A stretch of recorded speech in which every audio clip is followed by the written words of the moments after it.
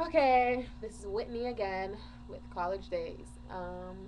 Today's topic is gonna be about, well, last night I was watching Fox. Okay, yeah.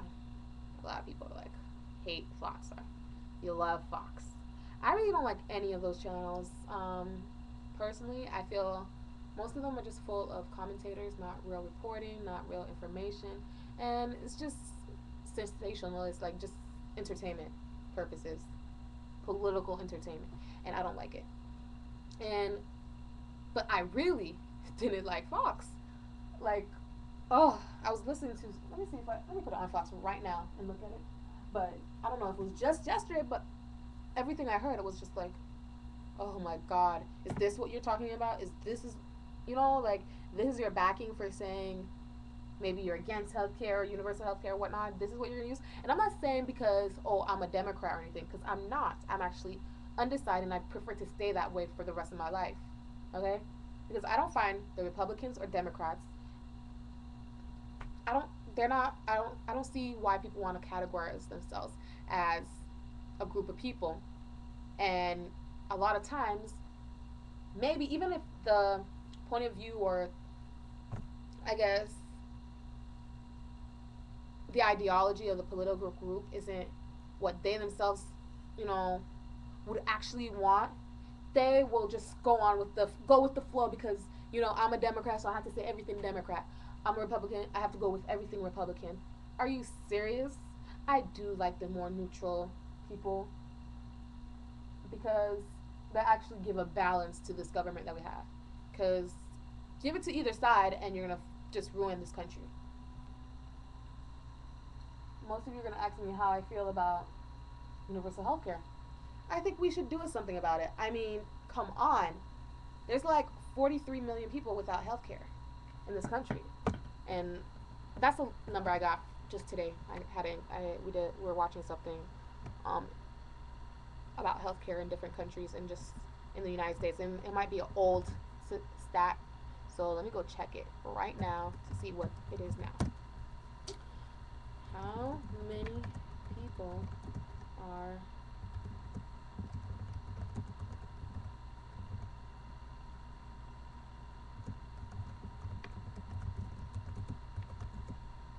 yes.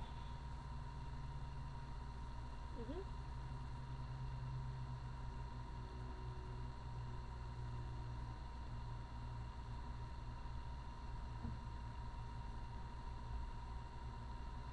Man.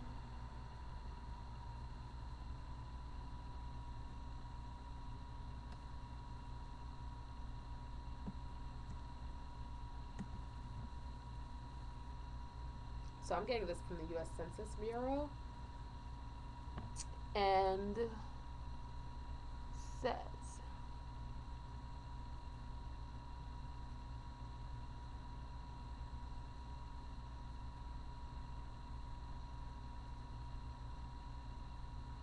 so we're stable at, yeah, oh yeah, 45.8 million. So I said, what did I say before? 44. Okay, 45.8 million. Now, wow, that seems really unfair. But then again, our government doesn't really work to make everything fair, especially the health insurance. Um, Insurance companies don't offer insurance because they're trying to make sure everybody's healthy. They're trying to make a profit. It's profit. It's not about fairness. And we did go over the class about that, and especially since it's you know not since it's a what's that word for it? Profit based. The no market based. Whatever. You get what I mean. You get the point. But since it's private, it's like they're trying to make money. That's all it is. I mean, yeah, they can try to cure you, but an insurance company is not going to try and every person they get is not going to be somebody with a pre-existing condition because that would just be money out their pockets. Of course, they're going to want somebody to pay, for that insurance who won't be that much of taking out their profits. There'll be somebody more healthier who Okay, yeah, here and there they need something done, but really in the outcome, they're paying more for receiving when they need less. They're paying more when they need less. That's how it is. And they're not gonna pay for somebody who's gonna I'm gonna have to keep on paying for them because they're sick. No, they're not trying to keep you healthy. They're trying to make a profit. And in America, that's what it generally is. Everything is about making money, not really about being fair.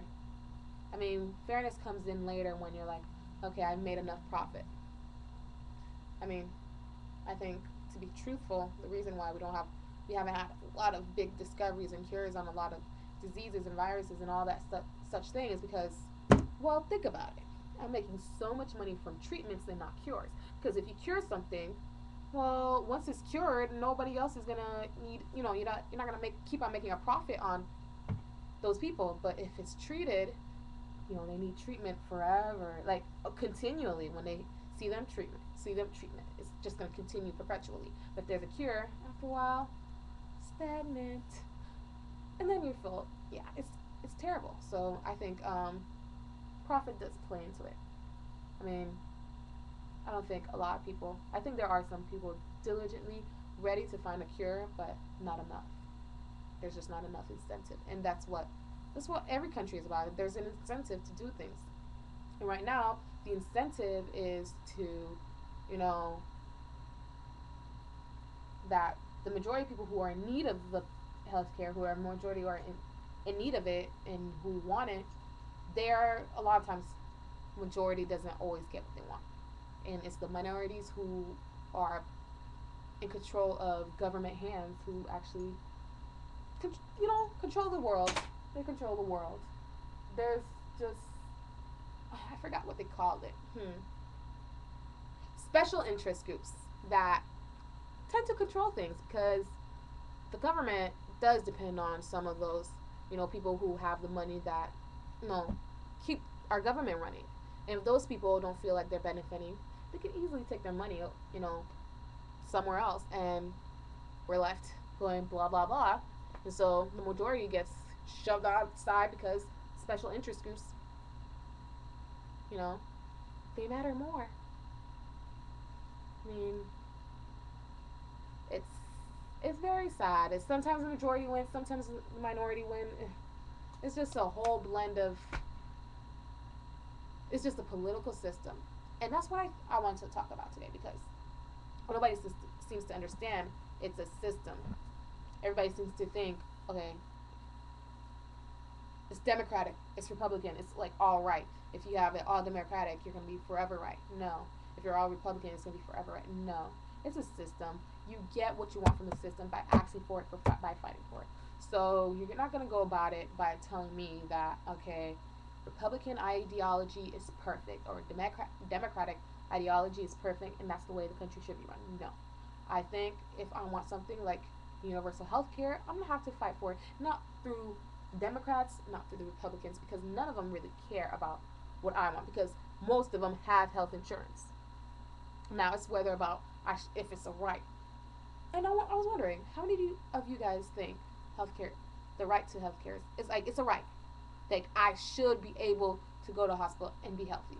Like it's my right to have that.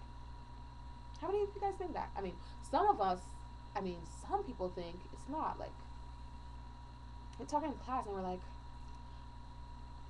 the reason why there's long waiting lines in other countries, with the universal care is because everybody has a chance to go to hospital. There's nobody stopped from, checking to see if they're healthy or whatever. Here, like nearly 20% of the people won't even go because they don't have that insurance, is they don't have the rights, and so they go without. We're talking about, what's that Darwin thing? Survival of the fittest. So if you can't afford it, go ahead and die. Really? So I don't have the right to get that. I don't have the right to have insurance.